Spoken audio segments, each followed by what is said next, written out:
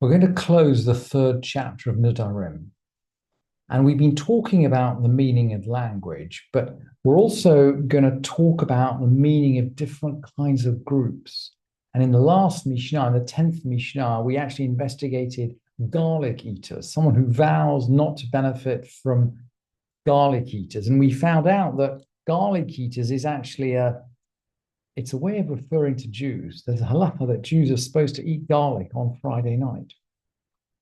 But garlic, and actually, by the way, that's for kind of for reasons of marital harmony. Garlic is said to is a point anyway. The commentators believe that Ezra instituted this because it increases sexual performance. And we're going to keep in this vein as we close the Mishnah. We're going to close the Mishnah we're going to close the chapter on the 11th Mishnah, which is an extraordinary Mishnah. It's an extraordinary Mishnah. It begins with an analysis of these different groups, but it ends up with an analysis of how important is it or isn't it to be circumcised? And of course, as we read this Mishnah, we feel that we're right in the middle of a polemic in the first century between Jews and Christians. Because of course, Christians believed that you could be kind of circumcised in your heart, but physical circumcision was not needed. And Jews, we'll see in the Mishnah that the Mishnah refers to circumcision in the heart, but it comes to a completely different conclusion. So let's jump into the Mishnah. We're going to start Kunam she'eni nehne livnei Noach. Kunam, the Mishnah just begins with Kunam, which we know is a nickname for Korban, but it doesn't say someone swears Kunam. It assumes we already know. When the Mishnah begins Korban, it assumes we already know this person has sworn, I swear that such and such, it will be like me, like a Korban. And he's using the nickname Kunam rather than Korban. So he's going to swear that he doesn't benefit from the children of Noah. Kunam she'eni nehne livnei Noach.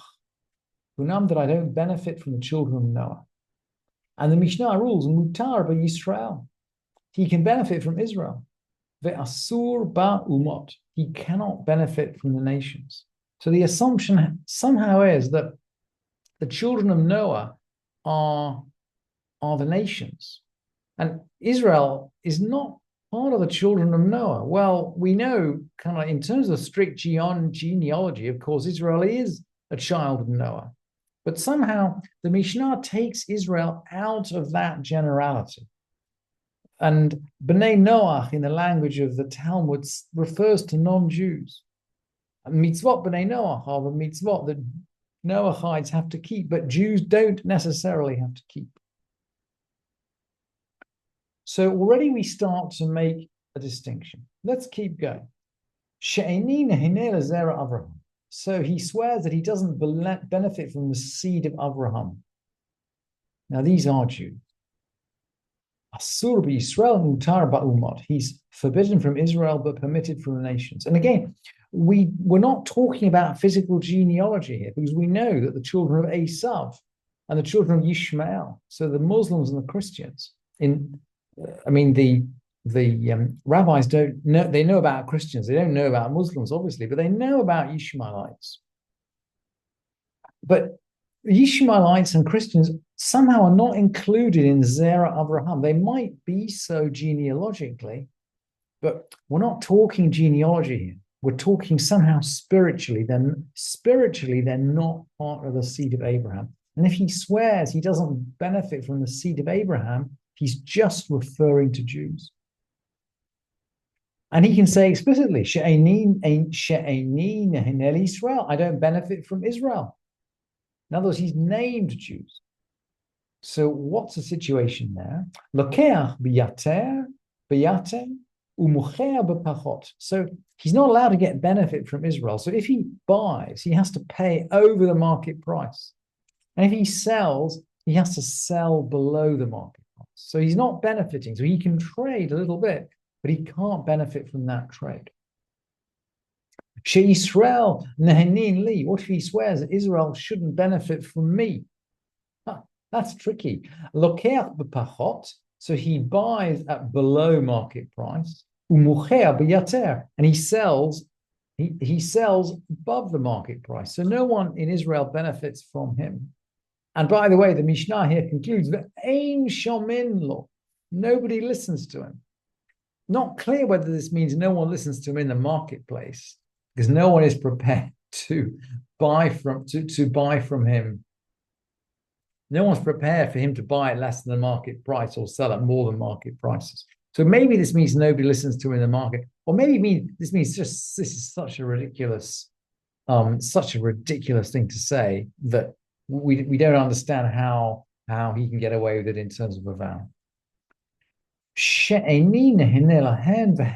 What if he says that I don't benefit from them, i.e., I don't benefit from Israel, and they don't benefit from me? So he seems to cut himself off from the community in some way. Yehaneh la umot. He can only benefit from the nations. So, what if he defines in terms of circumcision? Kunam, and by the way, you can see I put the Yud Gimel here. It means that the Kaufman manuscript has actually started a new Mishnah here. So the Kaufman manuscript doesn't number the Mishnayot as we do in our printed text. They quite often put in different breaks. Kaufman puts in a break here, Yud Gimel. Kunam she'eni neheneh la'arelim. Kunam, that I don't benefit from the uncircumcised. Mutar ba'arlei Yisrael. In this case, he can benefit from uncircumcised Israelites, but not from circumcised heathens. So when he says kunam, kunam, that I don't benefit from the uncircumcised, again, just as with the seed of Abraham, we're not talking about literal circumcision here. We're talking about the people of Israel and not the people of Israel. Because there are people who are not Jews who do circumcise, and they're considered heathens. And there are Jews, by the way, who don't circumcise. And quite apart from the fact that half of Jews aren't circumcised because they're women, even men who are obligated in Milah, if their brother has died from the Brit Milah, perhaps it's two brothers. And this is clearly early rabbinic learning about hemophilia. If they have relatives who've died, if their brothers have died from Brit Milah, they're not obligated in Brit Milah. So there are Jews who don't do Brit Milah. And very interesting, the Bartanura comments, the Bartanura is going to comment a bit later, but I'll just bring the comment now just to reinforce. La molim, when we're talking about the circumcised, ma'aminim b'Brit Milah. People that believe in Brit Milah, i.e. in the covenant of circumcision. So when the Mishnah is talking about circumcised and uncircumcised, again, we're not talking about literal circumcised and uncircumcised. We're talking about people who believe in Brit Milah and people who don't believe in Brit Milah. And these are Jews and non-Jews. Let's keep going. Let's keep going, because we're scratching the surface here, but we've got more to go. We've got to go. We've got more to go. So if he says, if I swear I don't benefit from the circumcised, which is, as the Bartanura reminds us, people who believe in circumcision. He's forbidden to benefit from uncircumcised Israelites, but not from circumcised non-Jews. And we've said, right, it goes according to the spiritual tradition, not according to the physical tradition. So circumcised non-Jews are still considered kind of non-Jews. They're still considered the nations. And now we're going to justify it. Because the expression uncircumcised is an expression that only refers to non-Jews. And let's bring a verse now. Because all the nations are uncircumcised. And the house of Israel, all the house of Israel, Lev, are uncircumcised in the heart. It's as if Jeremiah is saying, or the Mishnah is saying, or the Mishnah is pointing out that Jeremiah is saying, Jews are not necessarily great people. They're not great people. They can have kind of thick hearts which are kind of covered up by some thick carapace, thick foreskin, some covering. The heart of a Jew is not necessarily good, but he keeps the mitzvah of Brit Milah.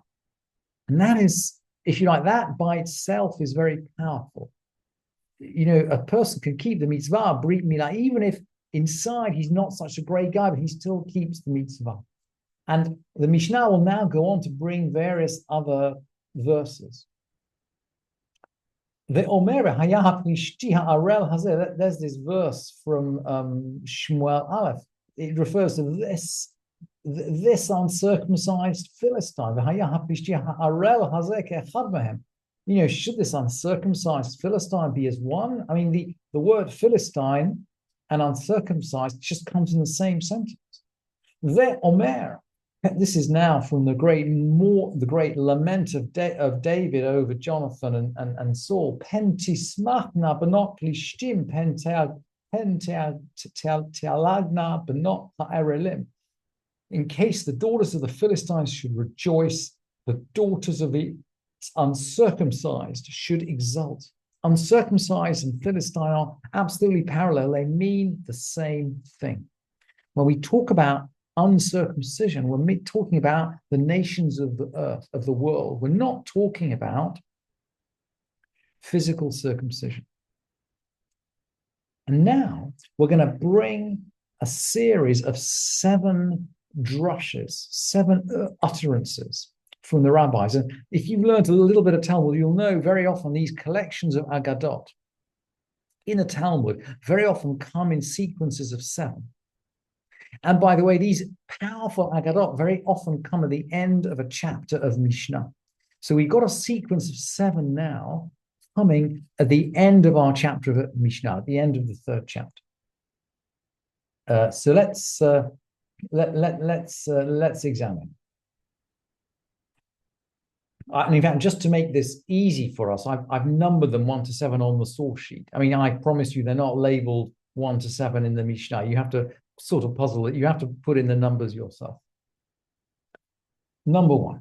Rabbi Elazar, and number 1, by the way, will recall our statement from Jeremiah. Rabbi Elazar ben Azariah Omer, Musa ha'orla shenit ganuba rishaim shenemar ki chol goyim arelim v'chol beit Yisrael arlei lev. The foreskin is loathsome, because it's a disgrace for the wicked, as it says, for all the nations are uncircumcised. And so I didn't continue the quote in the translation. All the house of Israel has an all the nations are uncircumcised, and the house of Israel has an uncircumcised heart. You can see here, by the way, a challenge from the Mishnah to the Christians who are writing in the New Testament. And this is, you can see St. Stephen, St. Paul, Paul is writing that the important thing is to have a circumcised heart, not to have a circumcised foreskin. So Paul is writing, he's saying, he's writing to his Greek community, but you don't have to, you can be a good person without circumcision. The important thing is what goes on in your heart. And the Mishnah is saying, no. We need the physical mitzvah. We recognize not all hearts are perfect, but everybody has to have the physical mitzvah unless there's some medical reason why they can't. So Rabbi Elazar ben Azariah he's speaking directly to the teaching of the Christians, which we can read now in the New Testament. That's number 1. Rabbi Yishmael Omer, Gdola milah sheshlot esrei brit nifretu aleha. Rabbi Yishmael says, great is circumcision, since 13 covenants were made on it. In just a few weeks, we're going to read Lech Lecha. We'll read the Parsha of the Brit Milah, the first Brit Milah with Abraham. And if you read it very carefully, you'll see that the word Brit comes 13 times there. That's the 13 that Rabbi Yishmael's talking about. He's talking about 13 in the pretty much the last aliyah of the part of Lech Lecha. Keep an eye open for it when we're going through it. Rabbi Yossi HaGlili, this is number 3. Rabbi Yossi HaGlili Omer, G'dola milah shehi docha et haShabbat hachamura. Rabbi Yossi HaGlili says, great is circumcision, for it overrides the Sabbath. And it sort of makes it feel almost a bit like pikuach nefesh. Yeah, when someone's in danger of life, we override the Sabbath, and we override Shabbat for Brit Milah. We carry out Brit Milah on Shabbat. You can see we're raising the stakes here. Rabbi Yoshua ben Korcha Omer, G'dola milah shelo nitla al Moshe hatzadik alei melo sha'ah. Great is circumcision, for Moshe's punishment for neglecting it was not suspended even for an hour. Remember, Moshe was threatened with death on his return from Midian to rescue the Jewish people because his 2 children were not circumcised. And Tzipporah had to circumcise the children with a flint knife in order to save Moshe's life. 5. We're going to look at leprosy. Rabbi Nechemia Omer, G'dola milah shehi docha et hanegaim. Rabbi Nechemia says circumcision is great because it overrides the laws of leprosy. Normally, you can't cut off leprosy. But if it's on a foreskin, you can cut it off. It's the only situation where you can cut off a bit of tzara. Rabbi Meir Omer, G'dola milah shekol mitzvot she'asa avinu Avraham lo nikra shalem ad shemal shenemar hitalech lefanai v'heyeh tamim. We're going back now to the Brit of Avraham. Just after the commandment of the Brit, Avraham is told, hitalech lefanai v'heyeh tamim. Walk before me and be complete. Heyeh tamim. Tamim can mean perfect, but it can mean complete. And of course, it's a really interesting idea that we can complete a person by cutting a little bit off. But that's essentially what Rabbi Meir is saying. G'dola milah. Great is circumcision. Shekol hamitzvot she'asa avinu Avraham. Because all the commandments which our father Avraham kept. Lo nikra shalem. He was never designated as complete. Ad shemal, until this last chapter in Lech Lecha, until he circumcised himself. And he's quoting now from Lech Lecha, he said, Lech lefanai v'heyeh tamim. Walk before me and be tamim. He's the mid in this drush, he's equating tamim for perfect with shalem for whole. And then finally, the 7th explanation. Davar echad, this is anonymous. Davar acher. G'dola milah she'ilulei hi lo vara kadosh baruch hu et olamo. Great is circumcision, for were it not for it, the Holy One, blessed be, would not have created the world. The world was created for circumcision. And we're going to quote a pasuk. Shenema ko amar Hashem in lo vriti yomam v'layla chukot shamayim v'aretz lo samti. We're back to Jeremiah, but to a different point. Were it not for my covenant by day and night, we'll get back to the word brit. So it's a play on the word brit. But also on day and night. What kind of brit is it that we carry day and night? Well, clearly it's brit milah, because it's on our bodies all the time, right? The brit day and night, that's brit milah. Shenema, Kuamar Hashem im lo vriti yomam v'layla. If it wasn't for my covenant of day and night, that must be circumcision. Chukot shamayim v'aretz lo samti. I wouldn't have put down the laws of the heaven and the earth. So God creates, if you like, the laws of physics, which make the world run.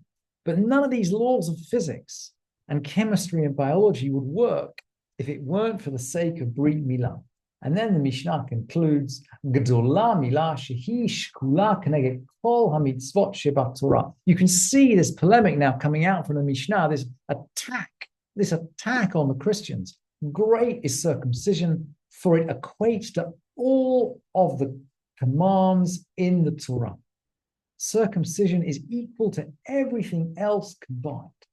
Shenemar, and now we're quoting from Parashat Mishpatim.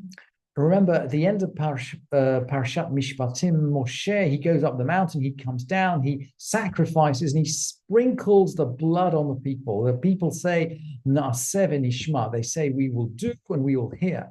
But the blood, the sacrificial blood is sprinkled by Moshe on the people. And the text there says, Hinei dam habrit asher karat Hashem imachem al kol ha-devarim ha'eleh. Here is the blood of the covenant, the blood of the brit. Again, you can see, right? I mean, we're the blood of the brit. We're getting we're really, I mean, we must be dealing with circumcision. It's the blood of the brit, which God has, asher karat Hashem imachem, which the Lord has made with you. Al kol ha-devarim ha'eleh, on all these words. What are the words? These are the words of the Torah. In other words, the words of the Torah and the brit of blood. This is brit milah. They are inextricably connected. And if the Christians say somehow you can have words of Torah without brit milah, then they are absolutely and fundamentally wrong. That's what the Mishnah is telling us in this extraordinary discursus at the end of the chapter.